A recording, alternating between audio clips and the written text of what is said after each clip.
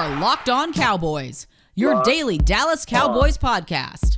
Part of the Locked On Podcast Network, your team every day. Locked On Cowboys. Locked On Cowboys. Welcome back to the Locked On Cowboys podcast, part of the Locked On Podcast Network. Thank you for tuning in. I am your host, Marcus Mosher. You can follow me on Twitter at Marcus_Mosher. And joining me today, as always, is my co-host, Landon McCool. You can check him out on Twitter at McCoolBCB. You can also listen to him on the Best Coast Boys podcast. Landon, what's going on? Not much. Wednesday. This is actually like a Tuesday for the Cowboys, yes, right? Because they're practicing on Monday. I mean, they're playing on Monday, so it's kind of an off week. We've had a little bit of just 2 of the 3 weeks so far have been off weeks, so we're still trying to figure out and adjust to the Cowboys schedule while we're getting onto our normal podcast schedule too. The good news for us is it gives us time to answer some Twitter questions that we're going to get to. But before we do that, Landon, I want to open the stage to you because I know you got to study the All-22 last night. Any big thoughts from watching that? Man, I love Odigizua. I'm excited about him. I'm just enamored with Dalton Schultz, man. I like that catch he made on third down. Going back and watching the All-22, I think I posted a picture of him snagging, and just the end zone angle really shows you just he was basically like doing like a slide into second base. It was while a he was pretty reaching incredible out. catch, wasn't it? Absolutely incredible, especially with the guy on top of him. And then there was another play. I think it was on Zeke's run where he just buried Bosa. Was it the touchdown run? Yeah, I think it was. Yeah. It's just So there's a lot of little things stuck out. I mean, I think again, I feel good about how the defense played overall. I didn't think that they, considering who was playing on the field, I thought that they really had a great game plan. And I thought that, some of these younger players, some of these other players that we haven't necessarily been expecting have really stepped up. And then the offensive line was it's just confirmed what we saw, from the end zone tape. It's just, burying guys and really, really doing a good job in the run game. They definitely had some pass protection struggles more than you could see from the kind of sideline broadcast view. Right. But I mean, it certainly just kind of shows you what a dangerous, what a difficult combination the Cowboys offensive line combined with Daks pocket movement really is for teams that are trying to pass versus the Cowboys. It's just not working very well for them. Zach Martin played really, really well in this game. That's all I want to say. Absolutely. We talked about him yesterday. Go back and listen to that show. Played really, really well. Might as well reiterate it, right? Yeah. All right, let's get to some questions. Landon, this first one from Kyle, I feel like it's directed right towards you. Oh boy. Why can't we just enjoy a win instead of tearing it apart? We only get 8 to 10 of these a year, and 10 of our lucky. So why are we doing this to ourselves? I don't know. I mean, honestly, it's a question I've been asking myself for years. Like, other teams seem to be able to enjoy their wins, and it seems like that window of like enjoying wins like gets smaller every year too. It's like, I don't know. I think why can't we talk about a win without well, we're gonna lose Kellen Moore next year, or that's good. Or Mike McCarthy has no idea what he's doing when it comes to clock management, and the special Bones Fossil doesn't know what he's doing. And I mean, like picking up, like looking at plays that like had very little impact in the game that were negative, and just like being, well, that happened. We didn't play a perfect game to win. Right. I agree. I think winning in the NFL is incredibly difficult. We should be celebrating each one of these. It's just, in the NFL, losing hurts more than winning helps or feels good, or however that phrase is, right? That's exactly the way it is, right? Like, we have so much to talk about with losses, but as soon as the Cowboys win a game, we're already thinking about the next one, right? It's just we don't spend too much time on wins. So just the nature of being a Dallas Cowboys fan. It's a sad way to live, unfortunately, but you may be right. I mean, I don't know, kind of build a Twitter brand off of it, so it's not too bad. I got nothing to say there, buddy. You're absolutely right. All right, let's get into some actual questions. This one, Landon, I think we've got like 15 of these, so we might as well just address it. We'll use this one from Jason. How will the defense use Micah Parsons for the rest of the season? Like I don't know how to make this any clearer. It's very clear that this is a per opponent game plan team. So, this week they're playing Jalen Hurts, who is a very mobile quarterback. He can hurt you with his legs. If he doesn't see it with his first few reads, he can take off and run. So I would imagine that they use Micah in a combination of trying to spy on Jalen Hurts. They'll use him a little bit as a defensive end. I think, trying to predict what the Cowboys are going to do with Micah Parsons for the rest of the season is incredibly difficult. If you want to talk about a specific opponent, I think we can kind of triangulate what potentially could be his role against that opponent. But I don't think that you're going to be able to properly, guesstimate what exactly the role is for a player going here forward. This is not the Cowboys of old, right? Where they do their thing and you've got to beat them trying to do their thing at their best. They are adjusting per opponent. And so that means the roles that their key players are playing will adjust per opponent as well. We talked about before, time and time again, how the Cowboys wouldn't know how to use kind of these scheme-dependent players like Tyrann Mathieu or Derwin James. And we even heard it a little bit like when Jalen Ramsey was coming out of college. Like, is he a corner? Is he a safety? It's pretty clear that Parsons is their version of like a Derwin James, right? They're just going to move him all over the place. They're going to find mismatches and try to exploit him exploit the offenses that way. I actually think you're losing quite a bit of his value if you say, hey, he's only a defensive end this week. Because there's going to be games where it just doesn't make sense to do that. There's going to be games where it makes sense to do it. So I think it's just better for everybody if he's just a front seven piece, and that's just kind of what we call him, Landon. He's a playmaker. Real quick, I think Jalen Ramsey is a great example because the cornerback versus safety debate, he comes out to Jacksonville and plays brilliantly at cornerback. He moves out he for some reason goes to Los Angeles and is brilliant as a cornerback. But then ultimately his best role was kind of in this star position where they allows him to play a little bit. It's like a nickel combined with the safety, combined with the corner. And ultimately that's the spot that allows him to make the most plays. And with the Cowboys, I think it's similar situation. You just want Parson out there making plays, and where you need to deploy him is dependent on who you're facing that week. So they will deploy him in a variety of different ways. There was a reason that they were cross-training him all throughout training camp. It's because they plan on using him wherever they need him. I agree. I'm going to put you on a spot really quickly. You were on the same boat as I was during the draft. At pick 12, we both wanted Rashawn Slater. After 2 games, who should have been the pick there for the Cowboys? I think Parsons was a good pick. I mean, clearly, well, that's not, whoa. That's not what I asked. I think Parsons should be the pick because I think you look at we're not going to sit here and pretend that we didn't need it, that we aren't going to draft for any need, right? And I think that with Slater,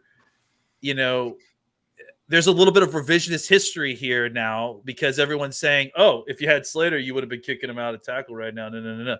That's not what would have happened. No. If he had been drafted, he would have been worked in at guard. And look at the situation at guard right now. We have 3 good guards right now. And if Rashawn Slater was there, we'd have 4. And that's great. And maybe they kick him out and he kind of does something else there. But I just think that the impact that Parsons has had on this defense so far would have been greater than the impact that Rashawn Slater. Now that's the answer for right now. Let's talk about it. Let's talk about it in 4 years, because that may be a different story. This has nothing to take away from Micah Parsons because he's been far better than I think you and I have ever anticipated. I'm just still taking the tackle, right? Like, and we talked about having him play guard, having him play tackle down the road. I just think if you think there's a all-pro caliber offensive lineman in the draft, and I think both you and I think he's still going to be that, you take him. So it's more of a positional value thing than anything else, but I don't think the Cowboys are upset with the decision. I think the problem with the positional value argument is that what's the position that you're valuing Micah Parsons at? It's hard to quantify. I think the last 2 games have really proven that. Okay, and that's fair. I would still take a tackle over an elite edge, though. You know what I mean? That's fair. That's fair. I think it's a tie goes to the runner situation. I mean, it's so close at this point now. The positional value is definitely a thing, but I also think that the need and the fit is pretty snug between Micah Parsons. Sure. So I think you could easily make an argument either way at this point. All right, let's take a quick break so I can tell you guys about Bet Online. We are back and better than ever. All eyes are turned to the gridiron as teams are back to start another football season. As always, Bet Online is your number one spot for all the pro and college football action this season. With a new updated site and interface, even more odds, props, and contests, betonline.ag continues to be the number one source for everything football. Head to the website or use your mobile device to sign up today to receive your 100% welcome bonus. That is double your initial deposit just for signing up. Don't forget to use promo code NFL100.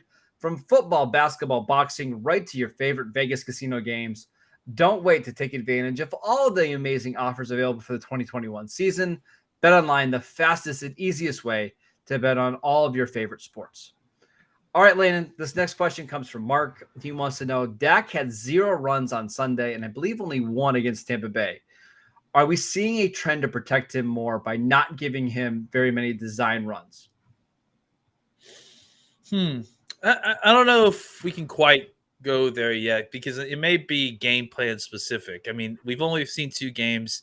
They clearly were, I remember, I think we saw at least 1 run with Dak in the Bucks game, if I'm not mistaken. He did have 1 and he looked slow. Yeah. Wow. So I think he's. I don't know that they're necessarily avoiding it, but I also just don't know that we have enough of a sample size to know for sure. The game plans in the last 2 weeks haven't necessarily called for it. If we don't see anything for the next 2 weeks where he's taking any balls, especially inside the red zone, then maybe that's what we're looking at. But I don't know that I'm quite ready to go there. I would yet. just sample size is small. The sample size is small, but I would say it's still less than a year since he suffered the injury. And it's been, I mean, what is it? Probably 9 months since he had the second ankle surgery. So it's not all that surprising if Dak is still a little bit hesitant of taking off. And maybe he just feels like he doesn't have the same athleticism and burst back yet. And maybe we'll see it by the end of the year. I actually kind of expect that as he gets more comfortable, he gets further removed from that injury and that surgery. I expect to see him run more, but he doesn't, They don't need him to run for this offense to be successful. I think that's what they're finding out, right? Yeah, I mean, I think ultimately where he is the most valuable as a runner is in the red zone. Yep. So if they had continued to struggle in the red zone and were intentionally avoiding having him run the football, that's probably where I would notice, hey, this is a concerted effort not to have him run the football. But as of right now, the sample size is kind of small, and there's not necessarily been a need for including him in the run game in that way. Yeah, I wouldn't worry about it yet. All right, this next one comes from Justin, and I like this question. Should Dallas give J-Ron the Hearse curse? I like that little nickname. The box safety role full time. I love his ability to cover tight ends and running backs. I mean, I love that we have this option, right? That we have choices at safeties. What are we talking about? I don't even know what this is. It's better than we used to have the argument. Can Sean Lee play safety? Like, I remember actual people sending that question into us. Do you think Sean Lee can play box safety for us? Yeah, I mean, I think Hearse has definitely earned an uptick in play. You know, I think like that last week was extremely eye-opening. I don't know if it'll be interesting to see if he can continue that up, week to week, if that consistency can stay. But I'm definitely looking at more 3 safety packages. At this point, it appears that I can't believe I'm about to say this. Safety is a strength of this team. They've got players, right? Well, I mean, I've got at least 3 guys in the safety room that I would like to be on the field a lot. So yeah, I would say they all deserve the playing time they've been getting, and I think Curse, even when Wilson comes back, probably deserves an uptick. Maybe you play him a little bit in that nickel role, in that kind of three safeties. I mean, imagine a defense with Parsons and Curse as your linebackers, and that's a pretty fast, pretty hard hitting defense. So I will say, when Donovan Wilson is healthy, he is the one safety that I want out there a majority of the time. He's the guy that just seems like he is the playmaker, right? And he's not afraid to come up and fill run gaps and to take on blockers. And I think he can cover, I don't know, the best of the group, but I think he just has the best overall skill set. Shout out to Joe Yags, by the way. He's the one guy I probably want out there. The other ones are a little bit more interchangeable. I think the answer is, Landon, I think more 3 safety looks are probably in the Cowboys' future here. Absolutely. I agree. And I also agree with what you said. I think Wilson to me is the most interchangeable, the guy with the most balanced skill set of these guys. I think, Curse and KZ and even Hooker to some degree, I think they are going to thrive when you put them in scenarios where you can avail them of their specific skill sets. Whereas I think Wilson can kind of make plays from wherever you put him if as needed. Now they have some options too. Like if a team comes out in 11 personnel and you want to stay in your big nickel, KZ has experience covering slot guys. Like he can do that if you need to. And probably the situation that you do that is in, like, I don't know, 3rd and 3. If you're not quite sure if they're going to run the ball or if they're going to pass it, that makes some sense. Hooker, obviously, I think is better as a deep safety. Curse matching up against tight ends, probably his best role. And we just talked about Wilson kind of can do a little bit of everything. So they've got 4 guys they like quite a bit. I also really like, Landon, how Israel Makamu isn't being forced into action. Like this is great for him long-term, right? Just be a little bit to basically be on the team practicing, but not getting exposed and getting his confidence shaken is just wonderful for his long-term future. Yeah, absolutely. And it gives you a guy in your back pocket that, something goes to Curse. If Curse becomes a guy that you rely on and that role is something that you rely on, I think Makamu is the guy that can kind of step in if something were to happen to Curse and take that spot just in case. Where does Reggie Robinson fit into the safety room next year? Because we know they're going to move him like 4 more times between now and then.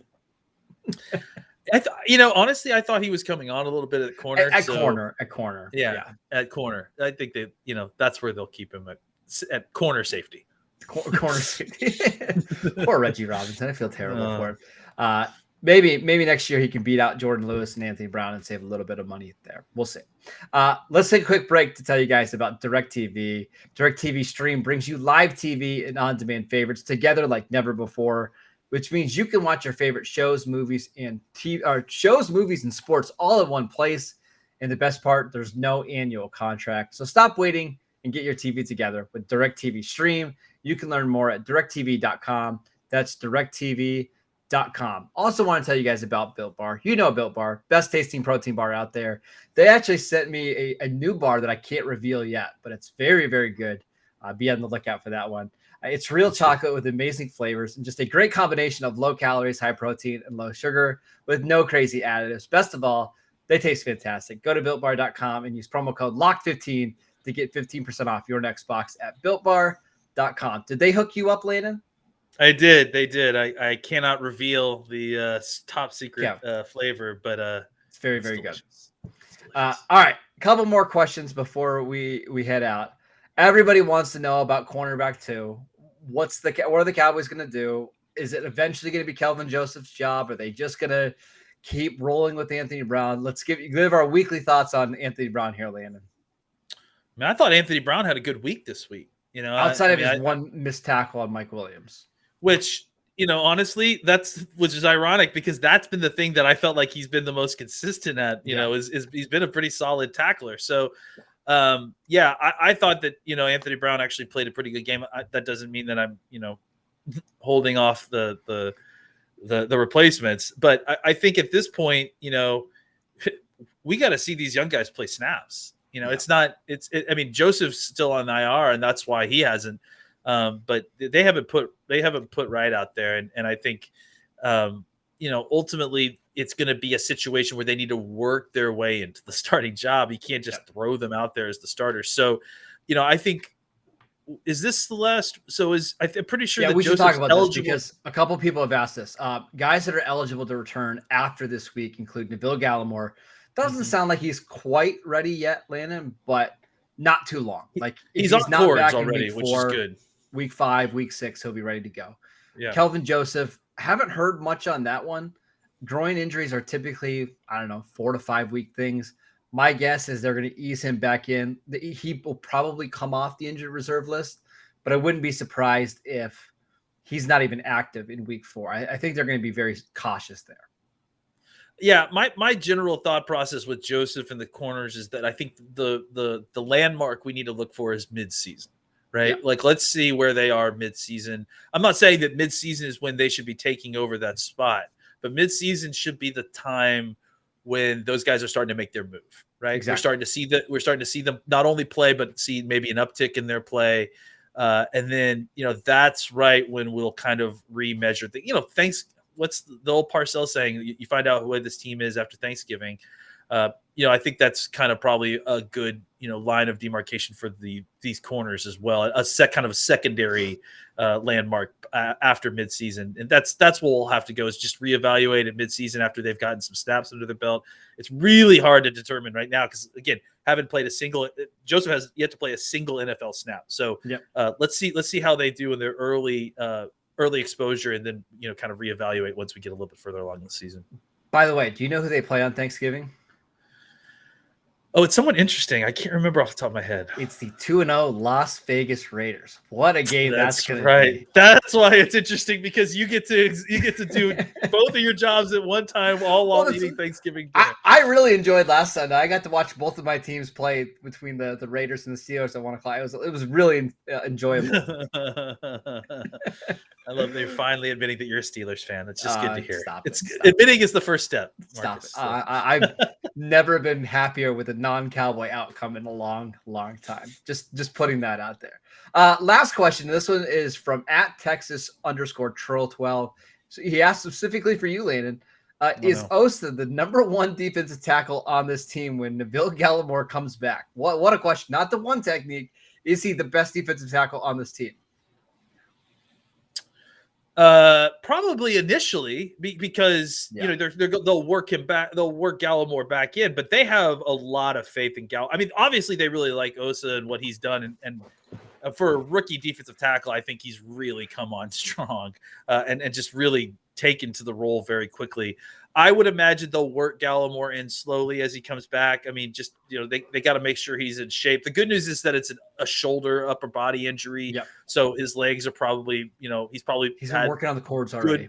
Good air and good leg work. So he's not going to need a ton of time to kind of get all the way back to speed. Now working through that shoulder is going to be tough. So, but I do think that, they really, really like Gallimore. They expect big things from him. So, I would not be at all surprised to see him get that starting spot back once he gets back into the rotation. So Gallimore and Osa, I think long-term, at least late into the season, are going to be your starting defensive tackles for this team.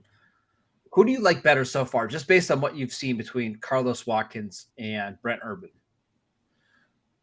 I think Watkins, because I do think that Watkins has provided a little bit more stoutness in the run game, and I think that I kind of would like to see them use Urban in some more ways. Like maybe a little bit. I thought for sure we would see some snaps with Urban as a defensive end, and just kind of working with different guys in different combinations like that, and maybe some different fronts. And I wonder if we'll see him this week. I wouldn't be surprised if it's this week. Let's not get into too much game planning, but my thought process after watching the Eagles is that the Cowboys should really consider, using large defensive ends and trying to collapse the pocket as opposed to pass rushing Hurts. And basically try to keep Hurts in the pocket. And if he's going to move, make a move up rather than sideways. And then green dog him, right? Yep. And then have Parsons basically green dog him where Parsons and Neal, I think. Those are he's just watching. He's just either mirroring him. If he's passing, he's blitzing. If it's a run, then he's playing the run. I think, that's probably a way to work. So anyways, my point is that I think, Urban and Watkins are mostly kind of like your chess piece defensive tackles, the dirty grind guys that you're going to put in wherever you need them to make the rest of the scheme work, basically. And Bohanna is your zero technique, and there's only going to be certain teams that he plays a lot of snaps against. My feeling is probably not many this week against Philadelphia. Just kind of a guess. I'm thinking you're going to want more athletic guys in there, but we'll talk about that later on in the week as we continue our preview for that Cowboy Eagle Monday Night Football matchup. You can follow Landon on Twitter at McCoolBCB. You can follow the show at Locked On Cowboys. Continue to download, subscribe, support the podcast. I'm at Marcus_Mosher. We'll see you guys next time.